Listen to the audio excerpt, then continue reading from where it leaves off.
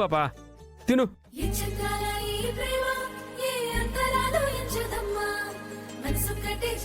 నా బంగారు కొండ. పాపా ఉండు.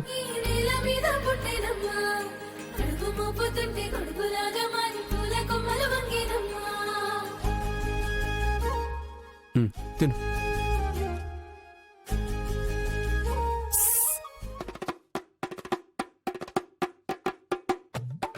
ఈ జామున పెట్టాడు అరుస్తా ఉండదే.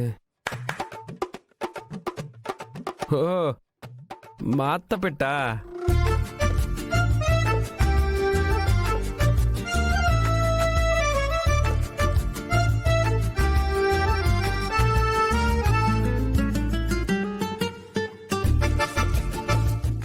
పర్లేదు, మళ్ళీ మాతో తిందురు గాని రండి.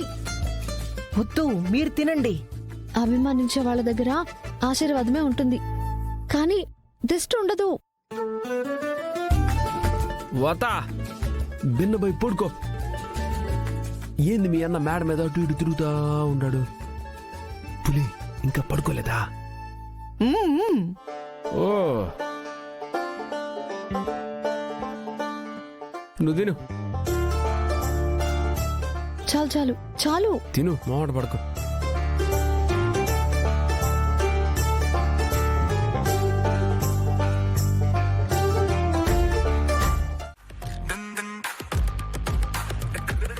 నీకు పుణ్యం ఉంటుంది. ఆగమా, అట్టండి పల్లె చేయకుమా.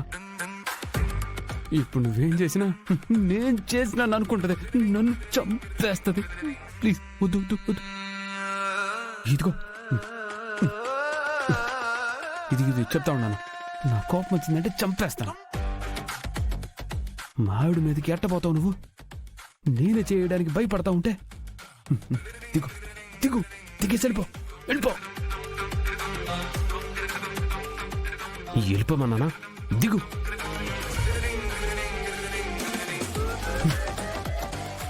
ఇదేదో నాకంటే ముండిది మాదిరిగా ఉండదే. ఇప్పుడు కానీ ఇది కుట్టినదంటే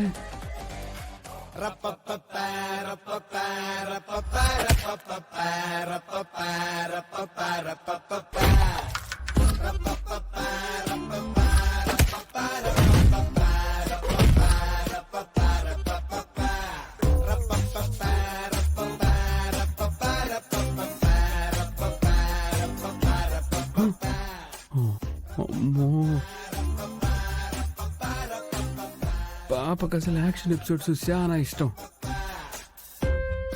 ఇది చేసిన పాపానికి నేనాడ పాపతో తన్నులు తినేది.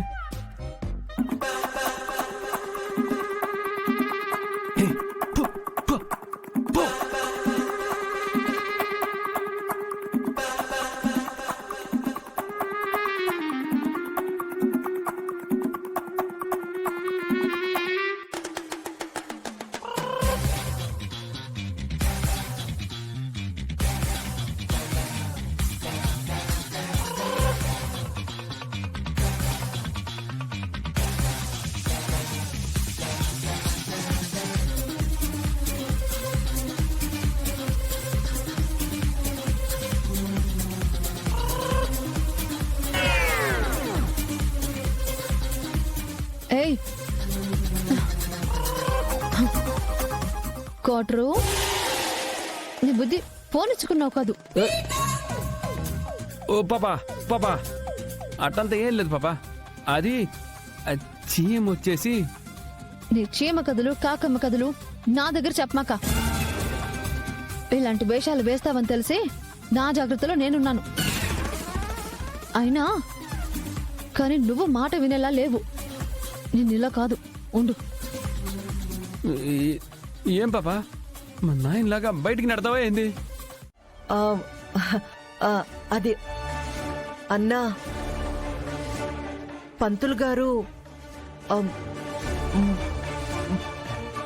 ముగ్గురు పిల్లలతో జరిపించాలంటుండారు.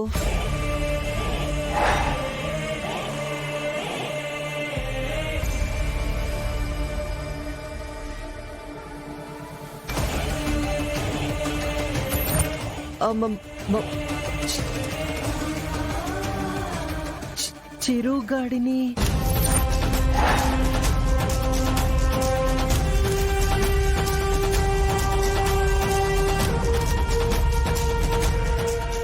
ఎందుకమ్మా వాడి పేరెత్తి ప్రతిసారి నాతో తిట్టించుకుంటావు? నేను వద్దనుకున్న వాడిని ఎందుకు కావాలని కోరుకుంటున్నావు?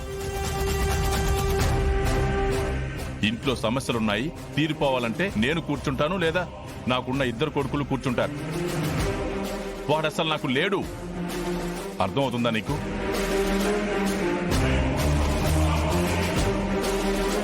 అలా పూజ జరిపిద్దాం అంటే జరిపిద్దాం, లేదంటే పూజ జరిపించాల్సిన అవసరం లేదు.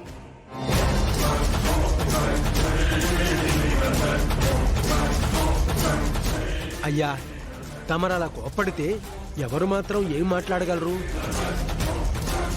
అన్నపూర్ణమ్మ గారు చెప్పింది కూడా నిజమే. ఉన్న బిడ్డ లేడని మీరు అనుకోవచ్చు, కానీ పూజ అనేది జరిపించేటప్పుడు వారసులతో కలిసి కూర్చునే జరిపించాలి. వాడి విషయం మీకు తెలియదు పూజారి గారు. వాడి గురించి ఈ ఇంట్లో మాట్లాడడం నాకు ఇష్టం లేదు.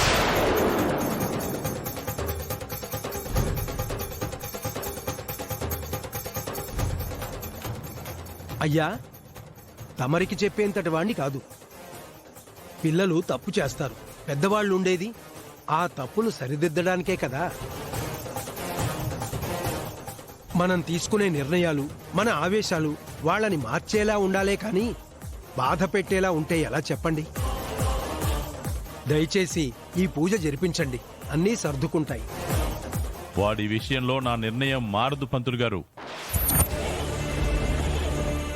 ఓయన్నా, వాడి మీద నీకెందుకంత కోపమో? బాధ్యతగా లేడు, అల్లరి చిల్లరగా తిరుగుతుండాడు అనే కదా. అదే నువ్వు చెప్పిన మాటంతా వింటూ వాడు బాధ్యతగా ఉంటే ఈ పొద్దున్న విట్ట వాడు నా కొడుకు కాదు అనేటోడివి కాదు కదా. ఏంటి అన్నపూర్ణ, ఏం తెలియనట్టు మాట్లాడతావు? ఎన్నేళ్ళు ఎదురు చూశాను, ఈసారి మారతాడేమోనని. మారాడా?